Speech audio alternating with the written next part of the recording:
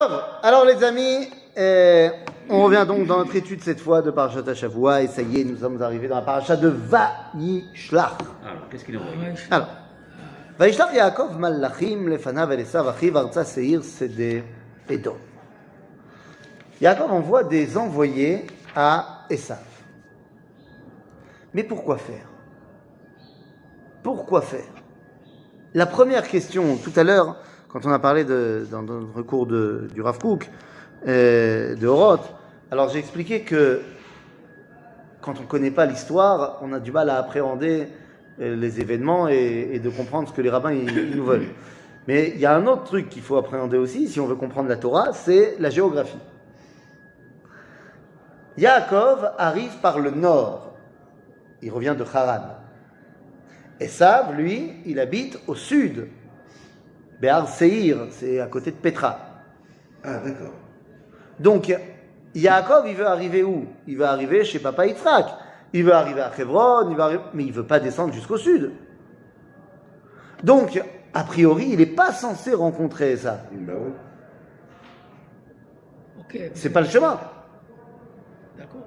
Donc, pourquoi réouvrir les plaies anciennes et envoyer des émissaires à Esav? Esav ayant reçu le WhatsApp que Yaakov a quitté la vanne, il est en chemin. Donc tu dis, Esav, il a reçu un WhatsApp. D'où on sait? Ben, il est venu à son rencontre. Ben, on voit que les envoyés lui disent, oui, mais ça, il ne le sait pas. Yaakov, lui, il ne le sait pas. Puisque Yaakov, il envoie son émissaire, a priori, jusqu'à Seir. Il se trouve qu'il revient plus tôt et qu'il lui dit, il est déjà là, il est déjà en chemin. Mais donc Yaakov, il ne le sait pas, ça. Donc pourquoi Yaakov, il envoie quelqu'un? Eh bien, tout simplement parce que Yaakov se doit de demander la permission à Esav de reprendre sa place. Il faut bien comprendre que Yaakov a quitté la scène des décisions sous l'ordre de ses parents, mais il a accepté de quitter. Et qui a géré le monde en son absence? C'est Esav. Maintenant, tu veux reprendre ta place. Ah, Todaraba. La moindre des choses, c'est de demander la permission. Au moins de prévenir. Ainsi donc, Yaakov envoie des envoyés chez Esav, et ça ne sera pas la seule fois que ça va arriver. À chaque fois que Am Israël veut sortir d'exil, il va devoir envoyer des gens, prévenir les nations, leur demander la permission. Dès qu'on va sortir d'Égypte, il faudra la permission de Pharaon. Et une fois qu'on sera aux portes d'Israël, Moshe enverra des malachim el melech Edom, le descendant de Esav, pour dire on arrive. Lorsqu'on sort de l'exil de Perse, il faudra attendre la permission de Koresh, le roi de Perse. Et lorsqu'on sortira de l'exil de Rome, il aura fallu attendre la permission des Anglais, de la SDN, déclaration Balfour, et après le vote de l'ONU. Edom, c'est des Turcs. Edom, c'est pas les Turcs. Non, il faudra demander la permission de. Quel rapport Edom? J'ai perdu le fil. Je dis que quand on va sortir d'Égypte, Oui. on a demandé la permission à Pharaon. D'accord. Mais juste avant de rentrer en Israël, Moshe envoie des émissaires au roi de Edom. Edom, c'est le descendant de Esav. D'accord. Okay, donc c'est pour faire la correction. Maintenant, quand on était en exil à Babylone, on a demandé la permission, puis à Babylone parce que c'était maintenant la Perse, mais au roi de Perse. D'accord. Et dans notre génération, il a fallu demander la permission à l'Angleterre, à la SDN et à l'ONU pour pouvoir reprendre possession de la terre d'Israël, revenir à la maison. D'accord. La question c'est, est-ce que ça veut dire qu'à chaque pas qu'on va faire en Israël, il faut demander la permission au monde? Non, c'est quand Non, on revient. c'est quand on revient, une fois qu'ils nous ont dit c'est bon, ah bah là on revient. C'est-à-dire, donc on voit ici que Yaakov est un précurseur. Il comprend qu'ayant quitté la scène internationale, s'il veut y revenir, il doit prévenir. Il y a quelque chose que je ne comprends pas. Oui. C'est que Akadosh Baruch Hu, dans le rêve qu'il fait, il lui donne toutes les assurances tout qui existent dans le monde. Oui. Ushmarticha, Tout à fait. etc. Tout à fait. Et quand il est chez Lavan, Kadosh Baruch Hu,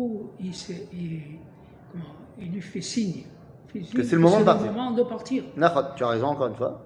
Donc, à mon avis, il n'a pas besoin de l'accord de Esav, puisqu'Akadosh Baruch Hu, il est là pour le protéger et qu'il lui demande même de revenir.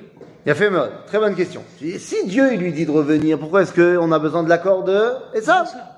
Dis-moi, est-ce que tu as entendu parler de Betzalel ben Uri ben Hur Lemate Yehuda? Oui, j'ai entendu parler. C'est celui qui a été choisi pour construire le Mishkan. C'est le fils de comment ça s'appelle? Il est le petit-fils de Myriam. De Myriam. Petit-fils. Ah, le petit-fils. Parce qu'il est le Betzalel ben Uri Ben Uri, ben Hur. Ok, Uri, c'est Hur. le mari. Voilà. Non, Hur c'était le mari de Myriam. Ouais. Donc, Le- Uri. ouais, d'accord. Ok. Maintenant, 2 secondes. Akadosh Baruch Hu, il dit à Moshe, prends Betzalel. Et il lui demande, qu'est-ce que t'en penses? Moshe, il répond dans le Midrash, si toi tu penses que Betzalel il est bien, pourquoi tu veux que moi je... Bechol Zot, dis-moi ce que t'en penses. Et après, tu iras le proposer au Bnei Israël. Et Bnei Israël, ils répondent, Moshe, si toi il te convient et qu'il convient à Dieu, évidemment, Bechol Zot. C'est-à-dire, même si Dieu il a dit à Yaakov c'est le moment, il faut ramener ça Baolam Hazé. Et Baolam Hazé, celui qui gère pour l'instant c'est ça. De la même façon que si Dieu il a choisi Betzalel, c'est sûr qu'il est bien Betzalel, mais il faut que celui qui est le dirigeant du peuple juif il l'accepte. Donc Moshe, et bien pareil, même si Dieu nous a dit c'est le moment de repartir à Kol Beseder, il n'empêche que Baolam Hazé, tu peux pas faire les choses sans te préoccuper de ce qui se passe dans ce Alors, monde. qu'est-ce qui se passe dans cette période qu'on est en train de vivre maintenant? Le rassemblement des exilés. C'est pareil, quand le nous a prévenu qu'un jour, il y aura le rassemblement des exilés. Des exilés. Bon, ce moment, il est arrivé. Oui. Alors, qu'est-ce qu'on va faire? On doit attendre la permission des nations pour rentrer, ou on doit écouter ce qu'il avait déjà prévu. Mais c'est 2 choses différentes. Légal. C'est c'est 2 choses différentes. Le rassemblement des exilés, c'est purement juif aux juifs. C'est-à-dire, c'est les juifs qui veulent se réveiller ou pas à revenir sur leur terre. Dans ce sens-là, il faut l'autorisation des nations. Parce que tu as raison que pour pouvoir retrouver notre indépendance nationale, il fallait la permission des nations. Ben effectivement, c'est ce qui s'est passé. On n'a pas pu créer notre pays tant que les nations ne nous ont pas dit oui. Après, pour ce qui est de toi et moi qui faisons l'alia, c'est notre problème personnel. Ok? Donc, ça veut dire que Yaakov, ici, comprend qu'il va devoir maintenant parler le même langage que celui de Esav, le langage du monde. Et justement, il a un problème, Yaakov, parce qu'il sent qu'il n'est pas légitime. Et moi, j'ai toujours senti dans ce point, parce qu'on fait on a fait le truc de Yaakov, tout la presse avec le rabbin. Donc les questions, elles reviennent et les trucs. Moi, j'ai toujours eu cette impression que Yaakov, il avait une angoisse de la manière dont il s'est conduit, lui, et par rapport à sa mère, etc., etc. Et donc, il avait un peu, il était un peu pas sûr de lui, quoi. D'accord ? Tu as tout à fait raison. Maintenant, quel est le problème ? Il a cette angoisse. Pourquoi ? Alors, on a l'habitude de dire parce que Esav, il avait des mérites que lui n'avait pas. C'est quoi les mérites que Esav avait et qu'il n'avait pas ? Alors justement, tout le monde dit qu'il vous avait, mais non, c'est faux. Pourquoi c'est faux ? C'est vrai que Esav, il a été très très fort en Kibbutz Avaim. Mais il a fait Kibbutz Avaim en partant. Mais voilà, Yaakov, le fait qu'il parte, c'est obéir à ses parents. Donc c'est Kibbutz Avaim qui ne soit pas là. Mais Esav, lui, il avait le mérite d'être en Israël. Qu'on dise ce qu'on veut, il était là. Yaakov, lui, il n'était pas là. Ça veut dire que Pétra, c'était Israël. Non, d'abord... Séhir, c'était Israël. D'abord, dans la promesse que Dieu a faite à Abraham, oui. Deuxièmement, il n'est pas tout de suite à Séhir. D'abord, il est chez papa et maman. Oui. C'est-à-dire, donc, la yeshiva d'Eretz Israël de Esav, elle est là, quoi. Donc, si tu veux, Esav, il est là. Yaakov, il n'est pas là. Maintenant, la question, c'est est-ce qu'on peut lui en tenir rigueur à Yaakov ? est-ce qu'il a des raisons de se sentir en dessous? Quand tu es dans une situation... Il y a des complexes. Est-ce que c'est légitime, ces complexes? Alors, ce que je veux que vous compreniez bien, c'est que quelqu'un qui ne peut pas faire une mitzvah, ou la volonté de Dieu, il est en prison. Quelqu'un, on l'a mis en prison, et on ne lui a pas amené de chauffard pour Rosh Hashanah. Est-ce qu'on peut lui dire, c'est ta faute que tu n'as pas sonné du chauffard? Non. Vous allez chez l'eau.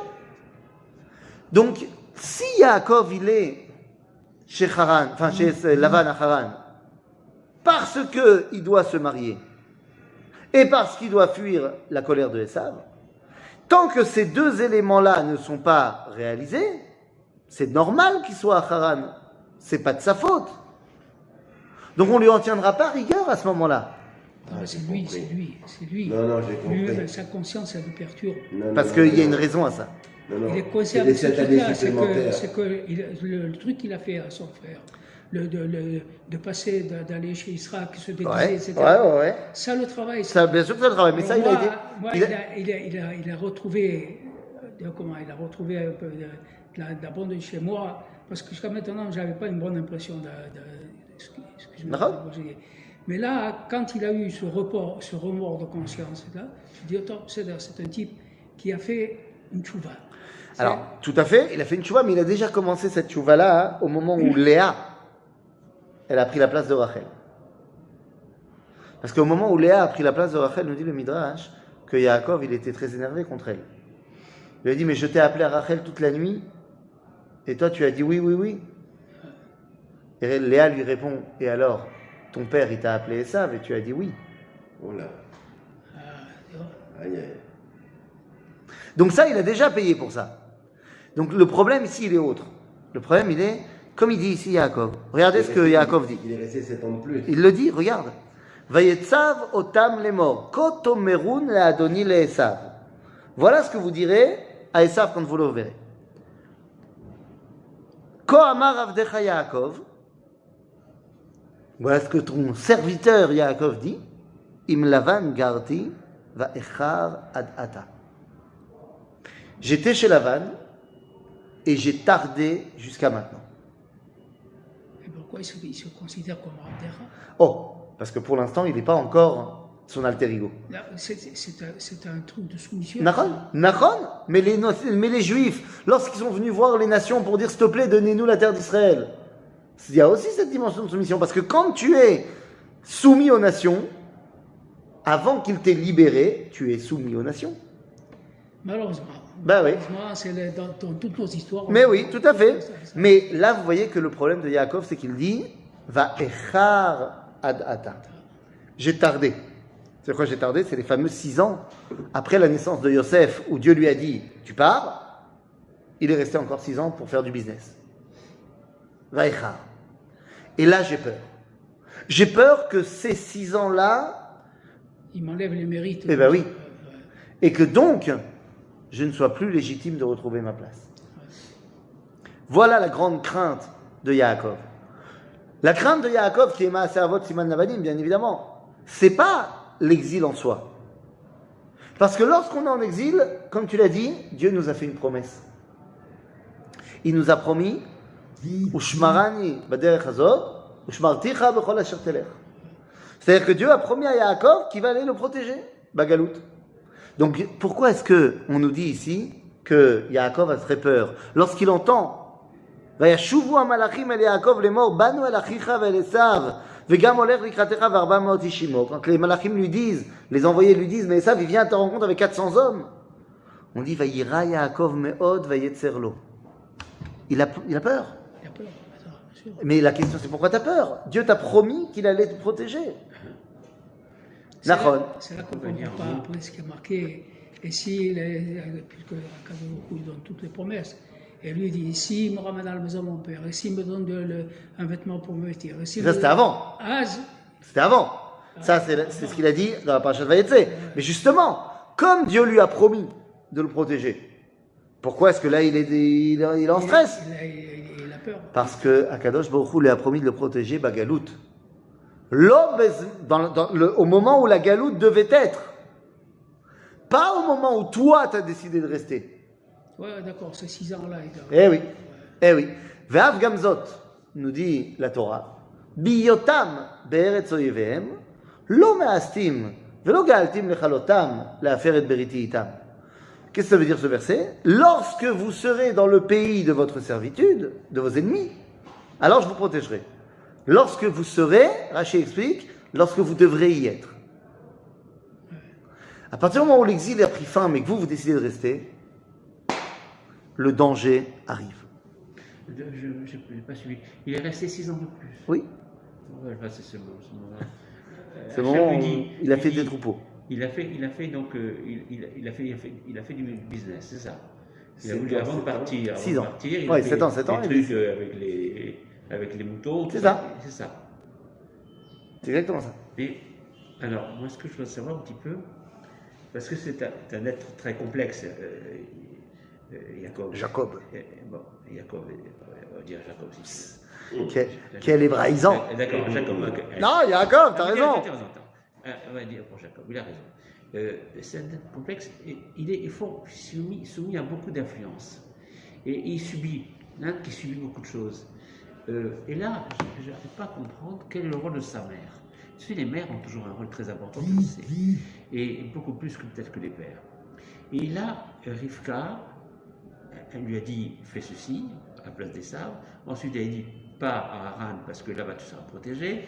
Et puis également, on connaît cet épisode, elle envoie une servante pour dire à Yaakov, et ça je me demande à quel moment elle envoyait cette servante, pour dire à Yaakov c'est le moment de rentrer. Mhm. Bon, alors, on ne sait pas, pourquoi elle lui dit ça, et ce moment, quel moment? C'est un moment important par rapport à quoi ce C'est moment le moment où Dvorah, Dvorah. la servante de Rivka, arrive, c'est justement après ses 6 ans.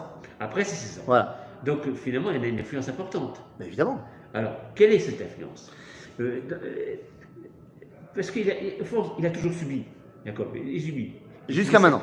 Mais même après, Shrem, etc., l'histoire de Shrem, etc. On va voir. On va, 2 secondes, tu vas trop vite, toi. Et puis, etc., Yosef et tout ce que tu voudras. Ah, tu vas Qu'est-ce pas qu'il a vite, t'as en subi? besogne. Non, mais qu'est-ce qu'il a subi que dans sa vie, cet homme-là? D'accord. Donc je me demande, je dis, bon, ce contrôle est un être complexe, c'est-à-dire qu'il a une volonté, il a peut-être une personnalité, mais il est dépendant de... Qu'est-ce que ça veut dire Yaakov? Tu sais ce qu'il a. Qu'est-ce que ça veut dire Yaakov? C'est celui qui est Okev, Ok, qui suit. qui suit. Yaakov, c'est quelqu'un qui suit les événements. Donc finalement, ça, ce que je veux dire par là, c'est que ça modifie, ça limite ce que tu dis. Tout à fait. Ce que tu dis à Mais l'instant. n'oublie Il pas va que- avoir- un peu comme s'il avait une influence importante. Non, il a peur. Tu sais Il a qu'est-ce peur. N'oublie pas que Yaakov doit. Il n'a pas de pensée stratégique. N'oublie- Il n'a pas de pensée, je sais pas. N'oublie pas que Yaakov, dans cette paracha, doit devenir Israël.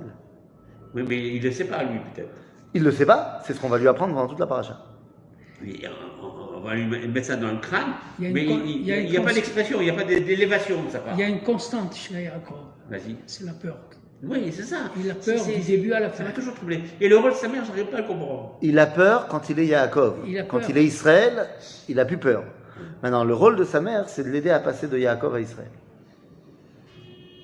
Ok? C'est C'est un pas facile. angoissé. C'est un angoissé de. Ouais. Voilà, zéro. Moi, je suis angoissé. J'ai peur tout le temps. C'est comme ça. Et je me console en me disant, je suis le descendant d'Yaakov. C'est tout. Bien fait. Excellent. Donc, vous avez compris donc qu'à chaque fois qu'on part d'exil, eh bien, il y a entre le moment où l'exil se termine et le moment où la Géoula prend forme, il y a ce temps de latence qui est dangereux. Et c'est dans ce temps-là que Esav va venir et fait mine de vouloir tuer Yaakov. Ok? C'est à chaque fois pareil. À chaque fois qu'on est sorti d'exil avant d'arriver en terre d'Israël et donc en Géoula, En chemin. en chemin, le danger de la Shoah, de la destruction, a plané sur nous. Avec Yaakov ici, c'est Esav. Avec un Israël qui sort, c'est Vayavo Amalek. Après la sortie de l'exil de Babylone, il y a eu Purim. Chaque fois qu'on Et est dans en notre chemin, génération, pareil. Chaque fois qu'on est en chemin, on reçoit des D'accord. Et dans la génération, il y a eu la Shoah, Parce que c'est malheureusement. une situation qui n'est pas stable. D'accord, exactement. Exactement. Donc finalement, Yaakov va oui rencontrer On Esav. crée cette situation. Il va rencontrer Esav, il n'a pas le choix. On la crée. Alors qu'il voulait aller au devant des problèmes en envoyant des cadeaux à Esav pour le calmer, et donc ne pas le rencontrer, finalement Esav l'a devancé, et il va oui le rencontrer. Et à ce moment-là, qu'est-ce qu'il fait Yaakov? Eh bien, il va se préparer. Donc il n'est pas complètement inactif, mais il réagit à la situation. Il se prépare en 3 étapes, on le sait. D'un côté, il fait cadeau, tfila et milchama. Et pour ça, il va diviser son camp en 2, si jamais un est frappé, l'autre. Et on connaît l'histoire, il reste le soir, seul. Pourquoi seul? On nous dit qu'il a retraversé le fleuve parce qu'il a été récupéré des pachim ktanim, des petites jarres. Là, mamazé chachouv. Ouais. Le coche où vous buvez le café. Non, non, non, non. C'est des fioles. Oui, les fioles, c'est quoi pour Hanouka? Non, non, non. Il s'en était servi quand, lors du rêve, il avait. Lors de son songe avec les malachim, etc. Après, il avait fait un hôtel et il s'est servi de cette fiole-là pour pouvoir allumer ou Ouais. pouvoir. Ouais. Et c'est ces fioles-là qu'il gardait. Donc Et alors c'est précieux pour lui. Ça vaut le coup de se mettre en danger? On dit- Peut-être on dit- que pour lui, oui. on dit- Bah, là, ça, c'est sûr, la preuve, c'est qu'il l'a fait. Mais moi, je te pose la question, ça vaut le coup? Non. C'est-à-dire que plus tu es grand, et plus tu es attaché aux petites choses. Voilà Pourquoi? ce qu'on dit. Pourquoi? Ben parce que C'est quoi ces petites choses, mon ami? petites choses, ça fait Pourquoi tous ces le détails- rabbin On est habitué. qui est grand, il est encore aujourd'hui à Paris? Pourquoi? Pourquoi? Bonne question. Je pose la question. Puisqu'il est évident que le rabbin n'est pas quelqu'un qui transgresse la Torah. Donc il est évident que le rabbin n'est pas là-bas par plaisir. Évident. Il est évident que le rabbin a une raison pour laquelle il est là-bas. Même si elle est fausse. Parce qu'il est grand là-bas, il serait petit ici. Non, non, je n'y crois pas. Je ne crois pas à ce que tu dis. Parce que ça ferait passer les rabbins pour des gens petits. Petits qui en fait n'ont d'intérêt que leur chaise, que leur statut. Non, non, quoi, Bémet? Je connais. Non, c'est pas possible. Je connais des grands Moi, je rabbins n'accepterai pas. Ici Non, à c'est pas Jérusalem. qu'il ne croit pas. Je connais plusieurs grands rabbins de France, des grands rabbins qui ont postulé au titre de grand rabbin, mais qui étaient également grands rabbins dans certaines villes de France. J'en connais plusieurs, au moins j'en tête 2 ou 3, et qui ont fait cette démarche. L'un d'entre eux, il a fait cette démarche, mais il est revenu en France. Sinon, j'ai en tête un qui est là pour l'instant et qui Bon, bah, donc, se cherche. donc ils sont là. Ouais. Mais bon, c'est compliqué dans leur tête. Mais ça veut dire quoi, c'est compliqué? Tu me dis qu'il y a des rabbins qui préfèrent rester en Chutz pour continuer à recevoir du kavod et qui préfèrent ne pas venir en Israël? Chas v'shalom. Chas v'shalom. Ben ouais. Mazé. En tous les cas, ce qu'on voit même actuellement, c'est que le pachout, le simple juif qui est en France, pachout, il pense à faire l'India, même s'il ne peut pas la faire, il y pense. Tout à fait. Des gens qui sont une situation stable, du pognon, de l'honneur, etc., eux, ils préfèrent rester là-bas. Alors Donc, moi je il y a quelque dis, ça j'ai vient pas de- envie de penser que c'est simplement parce qu'ils veulent garder leur kavod et leur honneur et tout ce que tu veux. Je pense qu'ils sont tiraillés parce que d'un côté, ils ont étudié la Kabbalah et la Chassidut et ils savent qu'il y a bagalout, ce qu'on appelle nitzotzot à Kedusha, Shem Betoch Hatuma'a, qu'il y a des étincelles de sainteté dans l'exil et qu'il faut les récupérer. Et c'est ça les pachim ktanim de Yaakov. Il ne peut pas laisser de côté les étincelles de sainteté de l'exil, parce que sinon il faudra retourner les chercher de toute façon. Et le grand danger du tzaddik, c'est de ne pas savoir quand, ça y est, c'est plus l'heure. Ça, c'est pas la vie de Rav Kook. De quoi? Les étincelles, il n'y a pas grand-chose comme étincelles. Sinon, Comment ça, pas l'étincelle- grand-chose comme non, mais je veux étincelle? dire que c'est vrai qu'il reste une Il y a beaucoup d'étincelles. La question est de savoir, est-ce que tu as compris quand c'est plus l'heure? Mais c'est en train de s'éteindre. Donc ça veut dire que, c'est ce que je suis en train de te dire. Avant l'heure, c'est pas l'heure. Aller en galoute avant que ce soit le moment, ça sert à rien. rester en galoute après que ce soit terminé de récupérer les étincelles à récupérer, eh bien, c'est fini. Peut-être qu'il y a eu des occasions avant qu'on a loupé. Alors, peut-être. Mais là, Yaakov, on voit qu'il s'est mis en danger en allant récupérer ses parchim ktanim. Il n'aurait pas dû y aller. Parce que ce que tu laisses en exil, ça a aussi une importance. Alors tu donnes, à ce moment-là, tu donnes encore la main à ceux qui restent en exil. Alors je comprends très bien qu'il y en a qui restent pour récupérer ces trucs. Mais en attendant, ils sont en exil. Ben, c'est pour ça que je te dis. Et ils sont pas en Il n'est pas toujours vrai de rester pour récupérer des étincelles. Pourquoi? Parce qu'une fois que le travail de récupération des étincelles est terminé, il ne faut plus rester. Et aujourd'hui, il est fini. Mais Ah c'est ouais, Ah bah oui, c'est la conclusion du... ces étincelles qui sont là-bas, elles savent très bien qu'il y a un rave qui est là pour les récupérer. Elles restent là-bas. Non, mais ça, c'est pas les étincelles. Ça, c'est Bnei Israël. Bnei Israël, ce ne sont pas des nitzotzot. Bnei Israël, c'est Kadosh.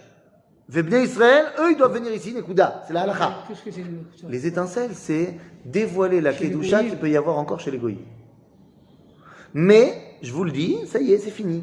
On a fini le travail de récupérer des choses des goïms. Donc, Même eux, les rester goïms, ils encore ont fait- là-bas. Ils ont fait chouva les goïms avec le pape Jean 23. Bah, ils ont commencé, hein, ils ont pas fini hein, encore. Ils n'ont pas encore fini. Mais ils sont sur le chemin. Ils sont sur le chemin.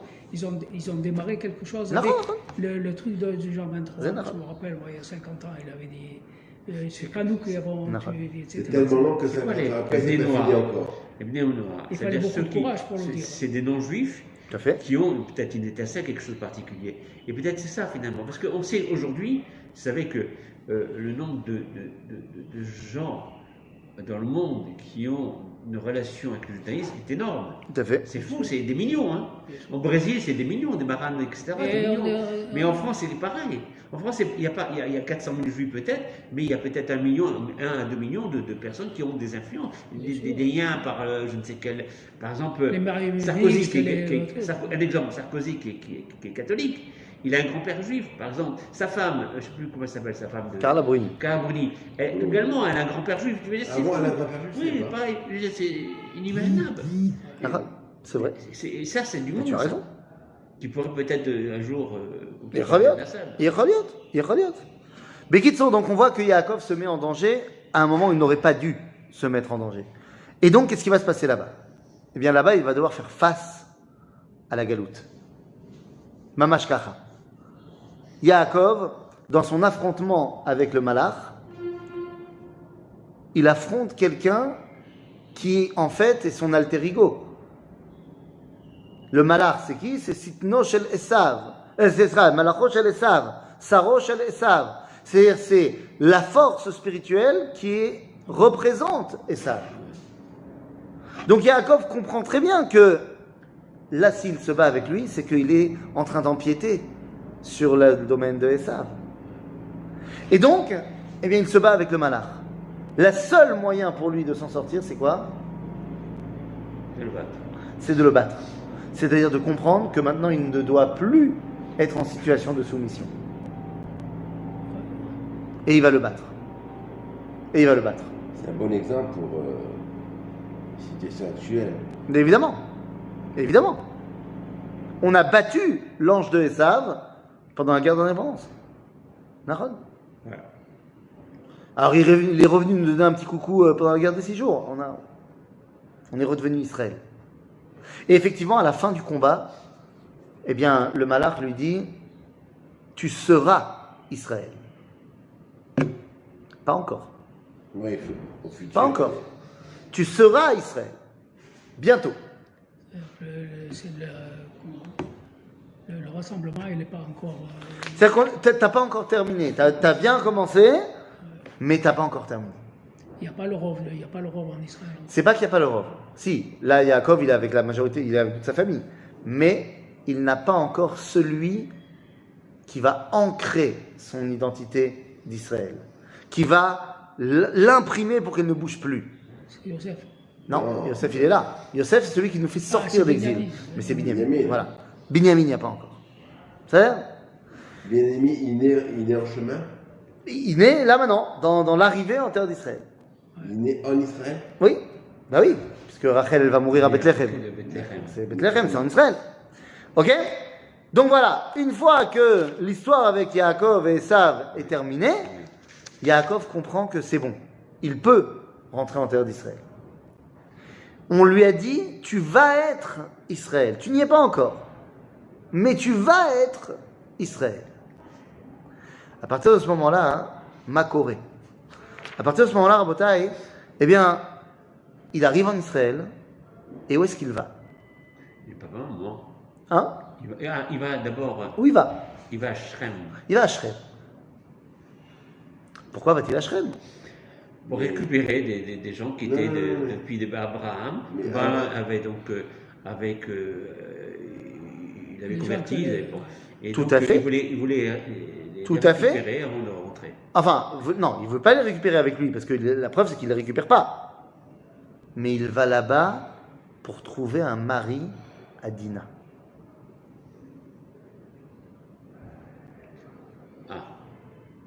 Il va à Shrem, Dafka Shrem, parce que comme tu l'as très bien dit, Shrem, c'est la ville qui a été créée par les élèves d'Abraham. Et donc il se dit, si déjà compléter l'identité d'Israël, parce que vous comprenez que là maintenant mon identité elle est incomplète. Comprenez-moi bien, qu'est-ce qui se passe? Qui aurait dû être Israël? Qui aurait dû être Israël? Et ça. Yaakov et Esav. Yaakov et Esav ensemble auraient dû créer l'identité d'Israël. Ce que tu nous as toujours dit. Non. Esav ne l'a pas fait. Il a montré qu'il n'était pas, il voulait pas, il n'était pas au niveau. Ok. Yaakov a pris sur lui de le faire. Mais Yaakov donc maintenant a 12 fils et une fille. Il faut donc quelqu'un pour compléter la 13e tribu que Esav n'a pas pu compléter. Et donc Yaakov se dit, si déjà prendre quelqu'un de l'extérieur, je vais prendre l'un des descendants des élèves d'Abraham. Le problème, c'est qu'ils ne sont pas non plus au niveau. Mais lui, il va là-bas pour marier Dina. Encore il subit là. Et bien là, ça ne marche pas. Et là, ça ne marche pas. Tu sais pourquoi? Parce qu'il y a une grande marloquette qui s'installe entre lui et ses fils. Parce que non, il ne faut pas oublier que là, maintenant, les enfants de Yaakov, ils sont là. Et ils ne sont plus des bébés. Yosef est jeune. Yosef a 6 ans. Allez, peut-être 7 ans, c'est le voyage, machin. Mais les autres? Attends. Reuven, c'est déjà un adulte, hein? Et c'est des malabars. Eh ouais. Shimon et Lévi. C'est pas des enfants de cœur. Shimon et Lévi, il y en a un qu'on appelle dans le jargon Stallone, et l'autre on l'appelle Schwartzy. Attends, qu'est-ce que tu crois? Toi tu crois Lévi, c'est un mec, il a des lunettes et il étudie la Torah. Mais c'est Monsieur Univers. Eh oui. Maintenant les amis, qu'est-ce qui se passe? On connaît l'histoire. Dina va être violée par Shrem ben Hamor. Amash Hamor ben Adam. Comment est-ce que tu dois réagir à ça? Ben ça dépend. Ça dépend si celle qui a été violée, c'est ta fille, ou c'est la princesse du royaume. On ne réagit pas pareil si il y a eu une bguia, on a porté atteinte au niveau individuel personnel, ou si on a porté atteinte aux institutions. Qui est Dina? Est-ce que c'est la fille de Yaakov ou est-ce que c'est la princesse d'Israël? Si tu dis que Yaakov c'est Israël, t'as compris? La marloquette elle est là. Yaakov, il est Israël ou il est Yaakov? Ben, il n'a pas encore été officiellement appelé Israël. Donc Yaakov va réagir dans toute l'histoire de Dina comme un individu qui essaie de régler le problème entre individus. Il n'est pas encore Israël. Les fils de Yaakov pensent qu'ils sont déjà Israël parce qu'ils sont arrivés en Israël. D'accord. Et c'est pour ça que eux ils disent Nevala asta be Israël. Ce n'est pas Stam. Et donc si ce que les gens d'Oshrem ont fait, c'est porter atteinte à Israël, alors qu'est-ce qu'on doit leur faire? On doit tous les massacrer. C'est une déclaration de guerre de pays à pays. Donc tu vois que la façon dont Yaakov réagit, c'est Yaakov. La façon dont les enfants de Yaakov réagissent, c'est Israël. Qui a raison? Ben, étant donné qu'on s'en va vers la Géoula, c'est la malchoute. Donc c'est les enfants. C'est eux, c'est les enfants D'accord. qui ont... C'est les enfants qui ont raison. La preuve, c'est qu'à la fin de l'histoire, une fois que Shimon et Lévi ont tué tout le monde, Yaakov leur dit, mais pourquoi vous avez fait ça? Je suis peu nombreux. Et donc, tous les autres vont nous attaquer. Encore une fois, il réagit en tant qu'individu. Un peu froussard. C'est pour ça que je dis, Une fois de plus, il suffit. ce qui caractérise Yaakov dans toute l'histoire, c'est qu'il a peur depuis qu'il est Quand petit. il est Yaakov. Et la réponse que Dieu lui fait, c'est que, non, Altidag, vas-y. Et la Torah nous dit, Vayichitat Elohim. Mais tu ne crois pas que excuse-moi, Ouais. tu crois pas que le monde il aurait changé de figure s'il avait donné Dina à Esav? Bien sûr. Il aurait changé. En bien. Non, bien, Bien sûr. Voilà. Ah non, il a fait une autre erreur. mais Chazal, il pas. pense que c'est une erreur de ne pas l'avoir donné à Esav. Parce qu'elle aurait, elle aurait Elle aurait pu faire modifié Tchouva, mais bien sûr. Il est pas. deux forces. Bien sûr. Mais semble-t-il, Yaakov a pensé que Esav n'était pas encore capable. C'est comme Léa, elle aurait pu changer tout aussi en se mariant avec Esav. C'est dommage. Yecholot. Mais elle ne voulait pas. Elle ne voulait pas et Lavan non plus. Il n'y aurait pas eu la chrétienté, il n'y aurait pas eu tous ces trucs-là. Peut-être donc qu'il fallait. A posteriori. On réfléchit dans l'autre sens, on se dit à Kadosh Baruch Hu, il avait un plan. C'est Ah vrai. oui, c'est sûr. En tout cas, les amis, la situation elle est la suivante. À la fin de l'histoire, Akadosh Baruch Hu, il dit Vayichitat Elohim al kol ha'amim asher tzvirotam velo radfu acharei bnei Yaakov. Yaakov dit pourquoi vous avez fait ça? Ils vont tous nous tuer. Et en fait, on se rend compte que maintenant qu'ils ont fait ça, ils ont relevé la tête. Et bien la Torah nous dit que les autres nations, tout d'un coup, ont eu peur d'eux Bien sûr. et n'ont pas attaqué les Bnei Yaakov. Quant à Israël, il n'a pas honte de dire qui il est. Et c'est un gros problème chez nous, ça. En bataille. On ne peut plus avoir honte de qui on est. Mais il y a un problème, un gros problème. C'est quoi? C'est la démocratie. C'est que les gens votent, les gens ont des idées, les gens les expriment, ils ont des représentants qui ne sont pas toujours d'accord entre eux. Mais ça va. Donc il faut travailler à les convaincre. Ouais, Faut travailler à les Quand convaincre. j'étais petit, et même un peu plus, quand on faisait le kidouche, on fermait les fenêtres. Pas que les goïms, ils entendaient qu'on faisait le kidouche, pour pas dire c'était des juifs. T'as vu? Fermer les fenêtres, faire tout camouflé, on fait le kidouche, et pas à haute voix, on le fait ragil, hein, on fait pas... Alors, tous ces trucs-là, quand on est petit, ça Ben oui, bien sûr, mais et bien après, sûr. on grandit avec. C'est... Comme je vous ai dit, j'ai été il y a quelques semaines avec les Comment ça gens s'est passé? de Optical Center, c'était très bien. Et il y avait des goïms, la majorité c'était des Et goïms. même les Arabes. Et des arabes, des musulmans, des chrétiens, machin. Bien sûr. Mais vous croyez quoi? Que je leur ai changé le discours? Que je leur ai vendu un truc édulcoré? Ils m'ont posé la question. Qu'est-ce qu'ils t'ont dit? Pourquoi, quand je les ai amenés devant le Saint-Sépulcre, Ouais. pourquoi tu rentres pas? Ils m'ont dit. Parce que ça ne me concerne pas. Ah ouais, c'est ouais. tout. Non, parce que je rentre dans des endroits qui ne me concernent pas. Je peux aller visiter un endroit qui est pas forcément à moi. Là, c'est un endroit spécial, ça. C'est un truc, quand tu rentres là-bas dedans, ils te font courber la tête pour rentrer dans le... Je leur ai dit, j'ai pas cherché d'excuses. Je leur ai dit, mais parce que vous savez, dans l'évangile, il est marqué Ve'adavar niya basar. Et la parole est devenue chair. C'est-à-dire que pour vous, pour le christianisme, Jésus, eh bien c'est Dieu qui a pris forme humaine. Pour moi, ça s'appelle de l'idolâtrie. Et donc, et je te parle même pas de la Trinité. La Trinité aussi, c'est de l'idolâtrie. Je dis donc pour moi, tout endroit qui prône l'idolâtrie, c'est un endroit d'idolâtrie. Je ne mets pas les pieds dans un endroit d'idolâtrie. Je dis, vous savez, madame, il y a fort à penser d'ailleurs que si Jésus il était là, il ne mettrait pas les pieds non plus ici. Je dis, pourquoi vous dites ça? Oui, c'est... Je dis, parce que Jésus, madame, C'est un- c'était un juif. Il avait des grands problèmes dans sa conception du judaïsme, mais c'était un juif qui mangeait kasher, qui faisait Shabbat. Donc si demain Jésus il revient, sachez que chez moi il viendra manger, mais pas chez vous. J'ai dit ça. Je dis, mais... Et tu vois qu'elle était complètement perturbée, et Bah, les on autres fait chrétiens, quoi? ils sont venus, qui étaient autour d'elle, machin, ils ont dit, mais... Quand elle va rentrer, elle va demander au curé. Elle a dit, mais alors pourquoi est-ce qu'on mange pas kasher?